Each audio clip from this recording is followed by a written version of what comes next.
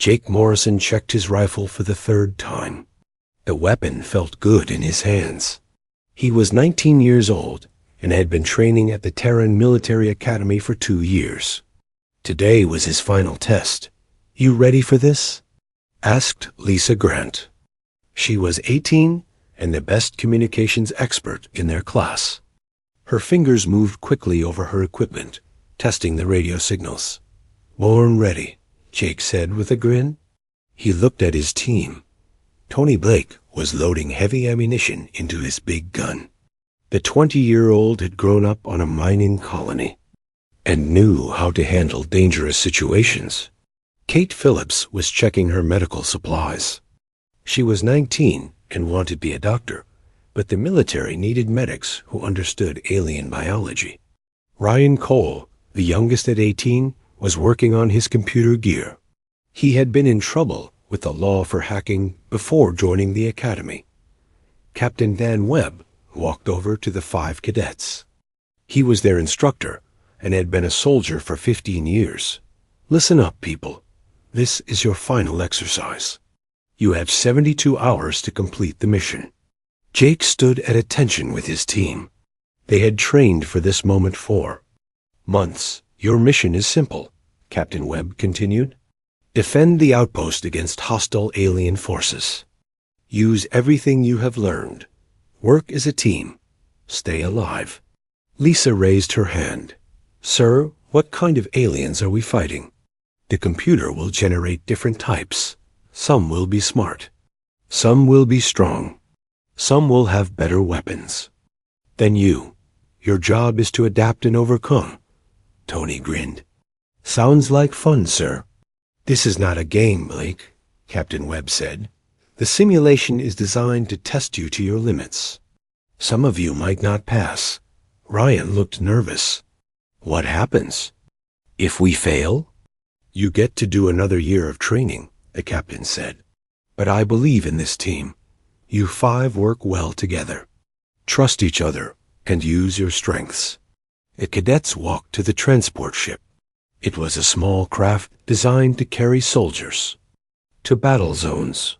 Jake had flown in these ships many times during training, but this felt different. This was the real test. "Remember," Captain Webb said as they climbed aboard, "the new holographic system makes everything look real. You might see things that scare you. You might think you are really in danger, but it is just a simulation. Trust your training."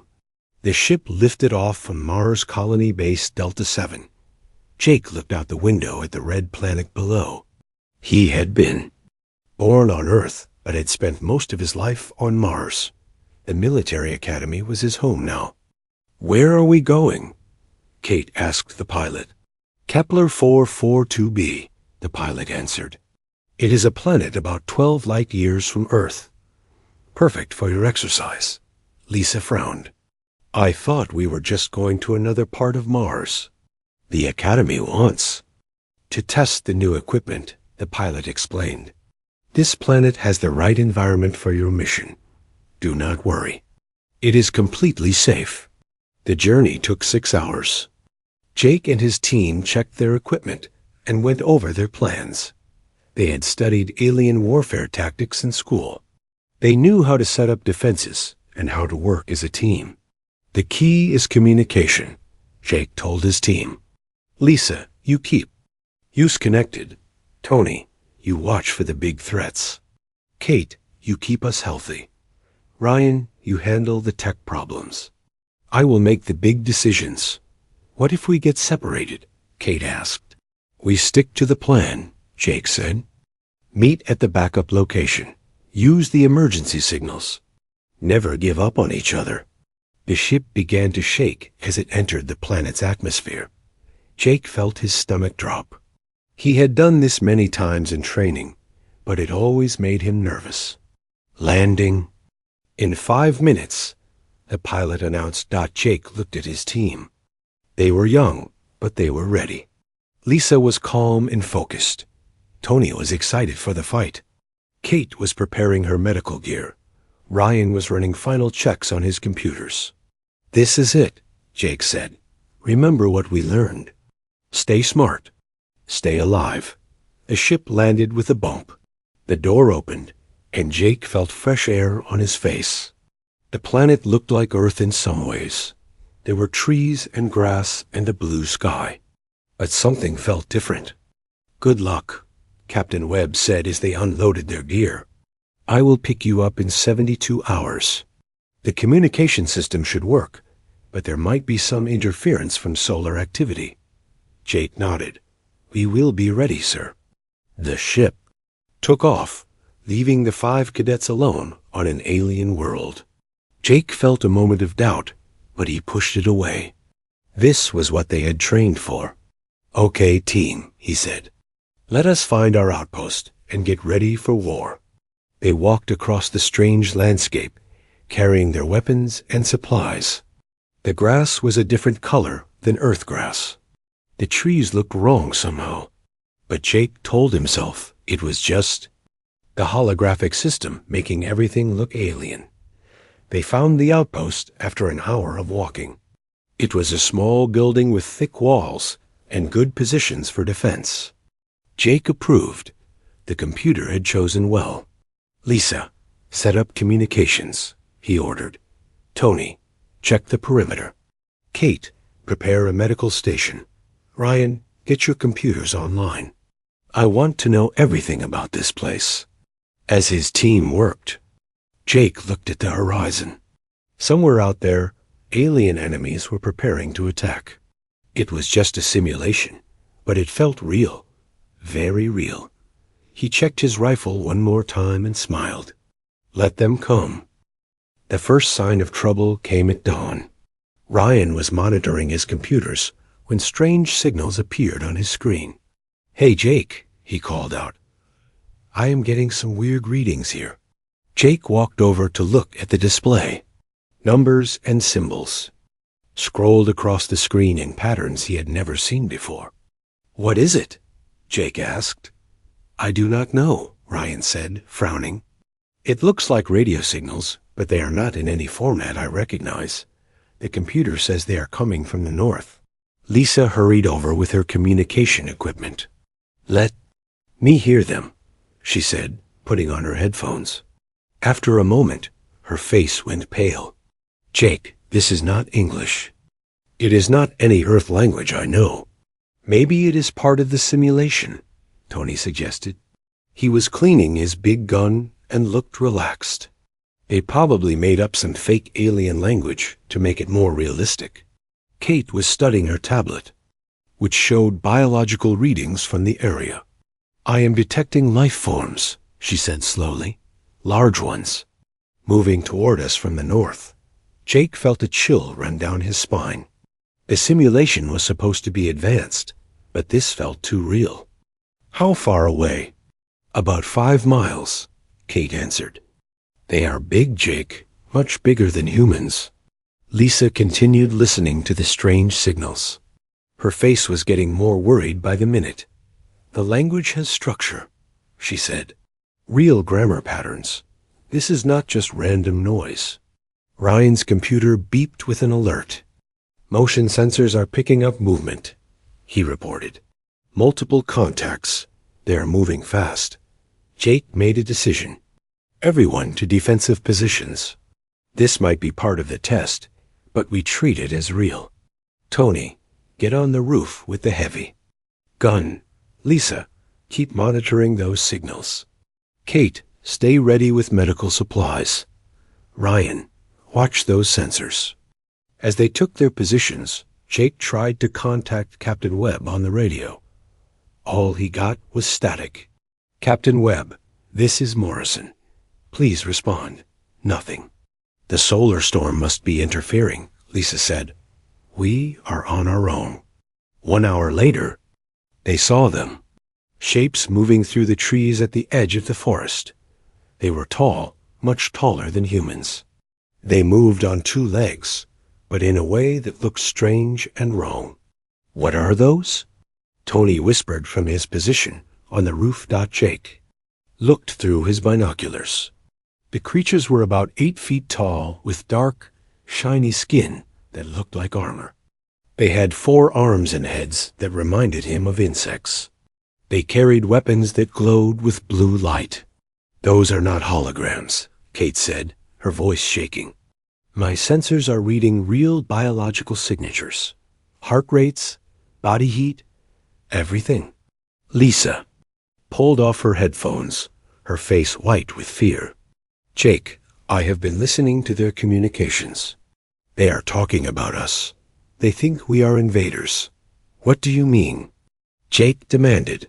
"They are calling us the small pale ones who fell from the sky," Lisa translated quickly. "They think we are here to attack them. They are preparing for war." Ryan's hands were shaking as he worked his computer. "This cannot be real. This has to be part of the simulation." Jake grabbed his rifle and checked the ammunition. Real or not, they were in danger. Maybe it is a simulation. Maybe it is not. Either way, we defend ourselves. The alien creatures moved closer. Jake could see more of them now, perhaps 50 or 60. They spread out in a battle formation that looked professional and organized. "They know what they are doing," Jake observed. "This is not random. They are soldiers." Tony aimed his heavy gun at the approaching aliens. "Should I fire?" "Wait," Jake ordered. He was thinking fast.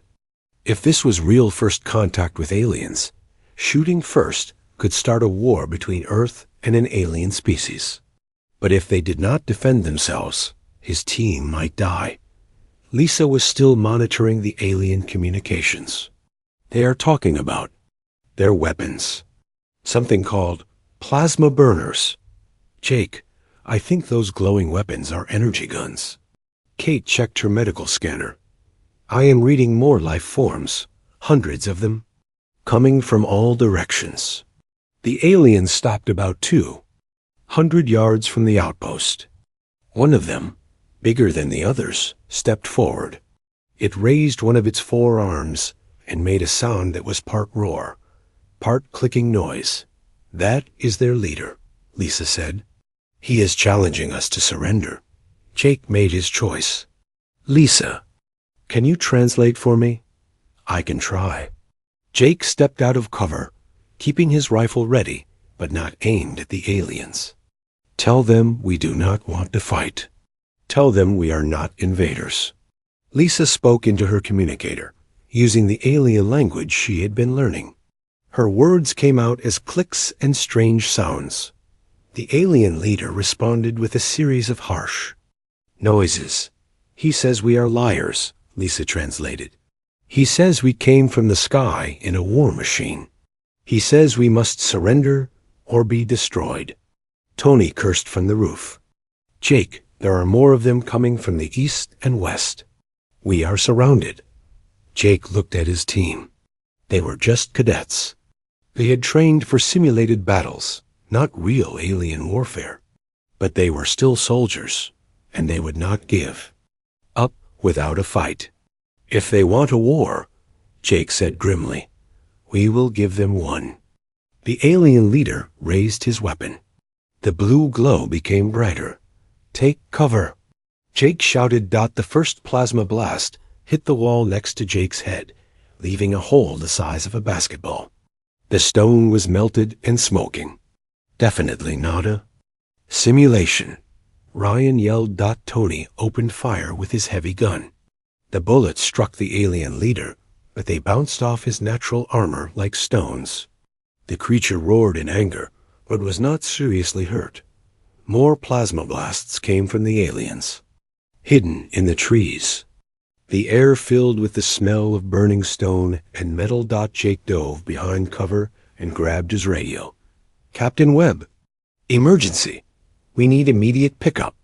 Only static answered him. Lisa was crying as she fired her rifle at the approaching aliens.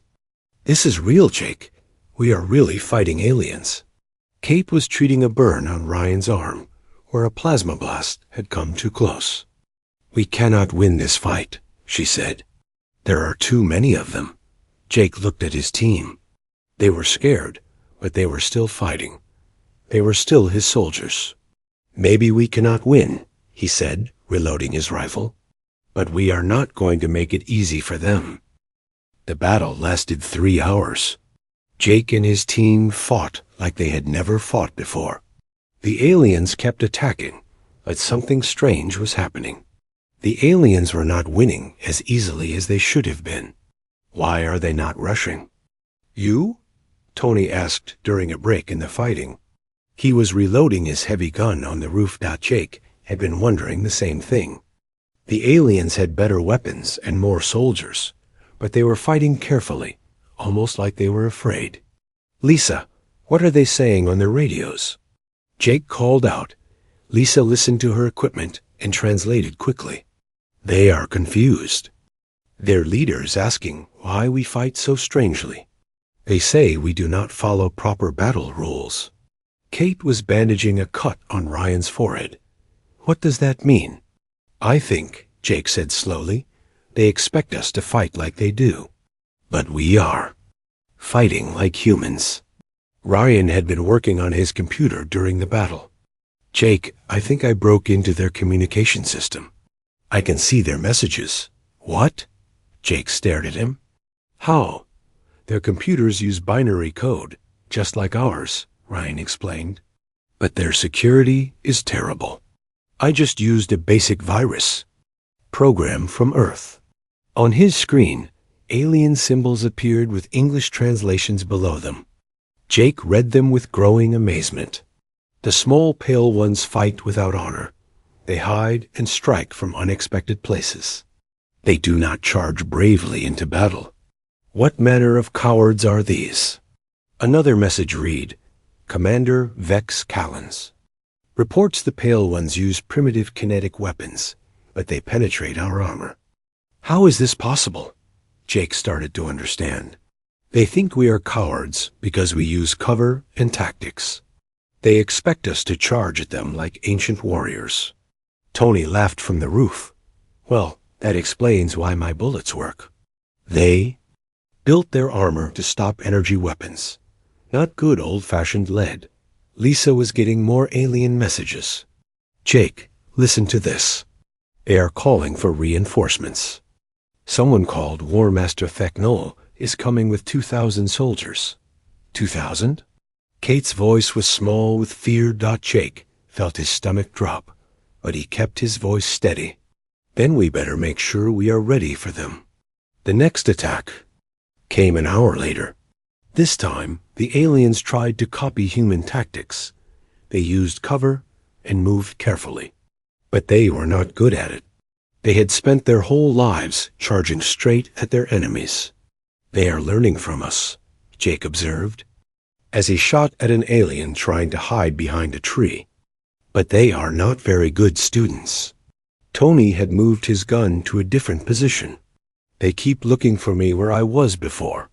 They do not understand that humans move around. Ryan was having fun with the alien computer system. I just sent them a message that says their commander is a coward. They are very upset about it. Kate was studying the alien bodies they could see. Jake, look at this. Their armor is ceremonial. It is designed to look impressive, not to protect them from modern weapons. Jake nodded. They fight wars for honor, not to win. That is why they are having trouble with us. Lisa intercepted another message. The reinforcements are coming. War Master Theknol is bringing flying ships and heavy weapons. Jake gathered his team together.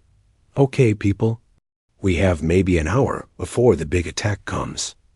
We need to be smart. What is the plan? Tony asked.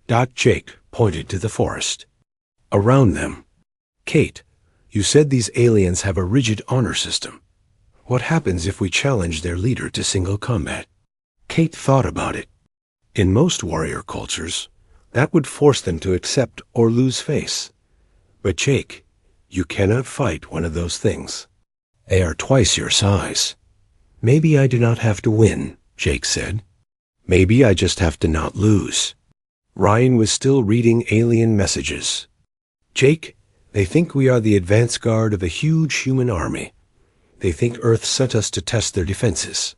Let them think that, Jake said with a grin. Lisa, Can you send them a message? What do you want me to say? Jake thought carefully. Tell them that we are impressed by their courage. Tell them that we want to end this fight with honor. Tell them I challenge their War Master to single combat. Lisa worked on the translation and sent the message. The response came back quickly. They accept, she said, looking worried. But Jake, if you lose, they will kill all of us. And if I win? Lisa read the new message. If you win, they will surrender their entire army to you. Tony stared at Jake. You are crazy. You know that, right? Maybe, Jake said. But we are outnumbered 2,000 to 5. This might be our only chance. Kate was checking her medical supplies. If you are going to do this, let me give you something for the pain. No? Drugs, Jake said. I need to be thinking clearly. Ryan looked up from his computer. Jake, I have been reading about their culture. The War Master is their greatest warrior.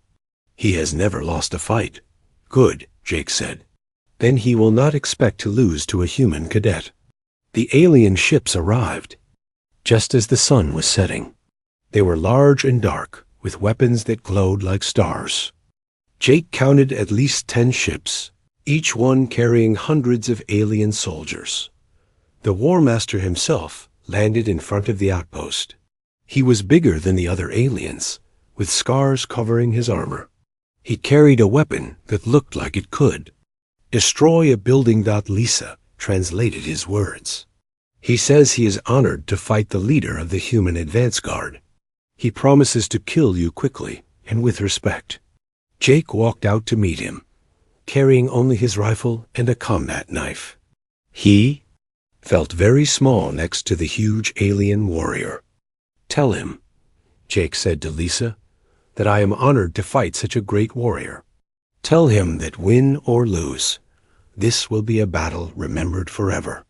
The War Master seemed pleased by Jake's words. He set down his energy weapon and picked up a massive sword. Jake understood. This would be a fair fight. Warrior to warrior. Jake checked his rifle one last time. He had 1 magazine of ammunition and 1 knife against an alien warrior who had never been defeated. Any last words? Tony called from the outpost. Jake grinned at his team. Yeah, tell my mom I passed the final exam. The War Master raised his sword and charged. Jake raised his rifle and did what humans do best. He improvised. The War Master charged like a living tank. His sword was longer than Jake was tall, and he swung it with deadly skill. Jake did the one thing the alien warrior did not expect. He ran. The human flees, roared the War Master in his own language. But Jake was not fleeing. He was thinking.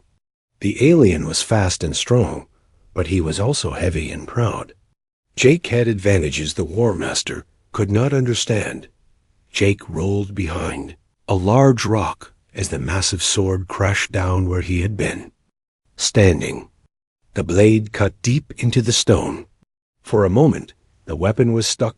Jake fired 3 quick shots at the War Master's legs. The bullets bounced off the armor, but made the alien stumble. Jake was already moving to his next position. Coward! The War Master shouted in broken English. Stand and fight with honor. Honor does not stop bullets. Jake called back, firing again. The alien crowd was getting angry.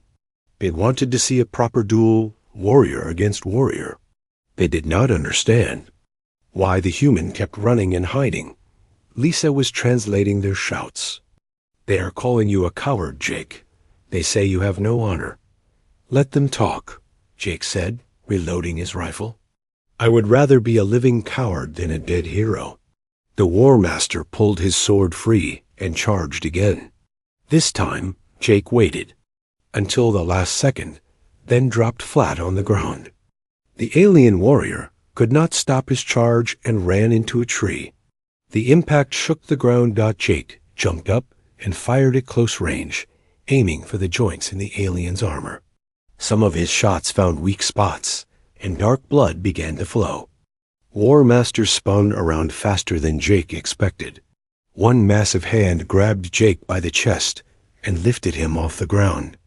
Jake could smell the alien's breath and see rage in his insect-like eyes.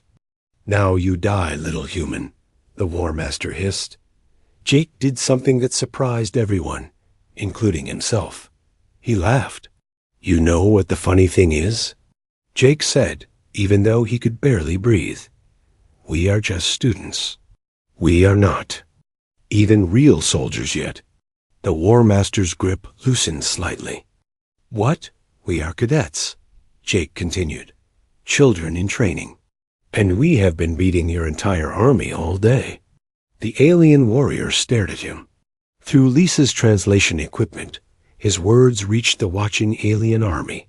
"You are young ones, not full warriors?" "The youngest of us is 18 Earth years old," Jake said. "We have been soldiers for less than 2 years." The War Master set Jake down but kept his sword ready. Around them, the alien army was making clicking and buzzing sounds. They were talking among themselves in excitement and confusion. Lisa was translating as fast as she could. "They are amazed, Jake. They cannot believe that children defeated their soldiers." The War Master looked at Jake with new respect. "If you are only children, then your adult warriors must be like gods." Jake saw his chance. Our adult warriors are much stronger than us, much smarter, much better trained. This was not exactly a lie. Adult human soldiers were better than cadets. But Jake did not mention that the difference was not as big as the aliens thought. "How many warriors does your species have?" The War Master asked. Jake thought about Earth's population. "Billions," he said truthfully. The alien army made a sound, like a windstorm. Billions of warriors like these children? The idea terrified them. The War Master lowered his sword. "I have fought across 12 star systems. I have conquered worlds and defeated armies. But I have never seen anything like this." Jake sensed that the moment was critical. "We do not want to conquer your people. We just want to go home." "Home?" The War Master seemed confused. "You are not here to invade?" Lisa translated Jake's words carefully. "We were training for war when we accidentally came to your world. We thought you were part of our training exercise." The War Master stared at Jake for a long moment. Then he began to laugh. It was a strange sound, like metal scraping against stone. "You defeated my army by accident?" "Pretty much," Jake admitted. The War Master looked at his sword, then at Jake, then at the watching alien army. He made a decision that would change galactic history. He knelt down in front of Jake. The entire alien army gasped. Their greatest warrior was surrendering to a human child. "I, War Master Thaknol of the Zephyrian Collective, surrender my army to you, Jake Morrison of Earth." Jake felt his knees go weak. "You do not have to surrender. We can just call this a misunderstanding." The War Master shook his head. "You defeated me in battle. You and your warriors fought with courage and skill beyond anything I have seen. By the laws of our people, I must surrender." Lisa was crying as she translated. "Jake, he is offering to serve humanity. The entire Zephyrian Collective wants to join the human empire." "We do not have an empire," Jake protested. "You do now," the War Master said simply. Ryan was staring at his computer screen. "Jake, I am getting messages from all over this part of the galaxy. Word is spreading about what happened here. Other alien species are asking if they should surrender, too." Tony climbed down from his position on the roof. "So let me get this straight. We came here for a training exercise, accidentally started a war with aliens, won the war, and now we rule part of the galaxy? That about sums it up," Jake said weakly. Kate was scanning the War Master with her medical equipment. "Jake, their entire species is based on warrior honor. They genuinely believe that since we defeated them, We must be superior in every way. The War Master stood up and addressed his army in their clicking language. Lisa translated his speech. He is telling them that humanity is the greatest warrior race in the galaxy. He says they are honored to serve us. He says they will learn human fighting techniques and become better warriors. Jake looked at his team. They were 19, 18, 20, 19, and 18 years old. Yesterday, they had been students. Today, they were accidental conquerors of an alien empire. What do we do now? Ryan asked. Jake tried to think like a leader instead of a cadet. First, we try to contact Captain Webb and tell him what happened. Second, we try to convince these aliens that humans are not gods of war. Good luck with that, Tony said, watching the alien army kneel in front of them. The War Master approached Jake again. Great leader, my warriors wish to learn human battle techniques. Will you teach us? Jake looked at the alien warriors, all waiting for his answer. He thought about everything that had led to this moment. A training exercise gone wrong. A misunderstanding. That became a war. And now, somehow, first contact between humanity and alien civilization. Sure, Jake said finally. But first, can someone teach me how to be in charge of an alien army? Because they definitely did not cover this at the academy. Captain Webb's voice crackled through the radio 3 hours later. Morrison, this is Captain Webb. Please respond. The solar storm has cleared, and we are coming to pick you up. Jake looked at the alien army camped around their outpost. 2,000 Zephyrian warriors were practicing human military techniques under Tony's instruction. The War Master was learning basic English from Lisa. Kate was giving medical treatment to wounded aliens. Ryan was setting up a computer network, too. Help with communication. Captain Webb, Jake said into the radio, we have a situation here. What kind of situation, Morrison? Did the simulation malfunction? Jake looked at his team. How do you explain that you accidentally conquered an alien empire? Sir, it turns out this was not a simulation. We made first contact with an alien species, called the Zephyrian Collective. Long silence from the radio. Morrison, repeat your last message. I thought you said something about aliens. Yes, sir. Real aliens. About 2,000 of them. They surrendered to us after we beat them in battle. Another long silence. Morrison, are you feeling well? Did you hit your head during the exercise? Lisa took the radio. Captain Webb, this is Grant. Jake is telling the truth. We are currently in command of an alien military force that wants to serve humanity. Grant, put Morrison back on the radio. Jake took the radio back. Sir, I know this sounds crazy, but we really did accidentally start a war with aliens, and we really did win. Tony grabbed the radio. Captain Webb, this is Blake. The aliens think we are some kind of super warriors. They want to learn how to fight like humans. I have been teaching them about cover and movement. They are terrible students, but they try hard. Kate took her turn. Captain, this is Phillips. I have been studying their biology. They are fascinating. Their entire culture is based on warrior honor. They genuinely believe that losing to us makes us the rightful leaders. Ryan was last. Captain Webb, I hacked the computer systems. I can prove everything we are saying.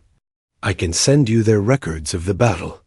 Captain Webb's voice was very quiet when he finally responded.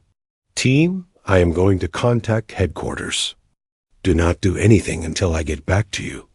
And Morrison? Yes, sir? If this is some kind of joke, you are all going to be scrubbing floors for the next 5 years. It is not a joke, sir. An hour later, Captain Webb called back.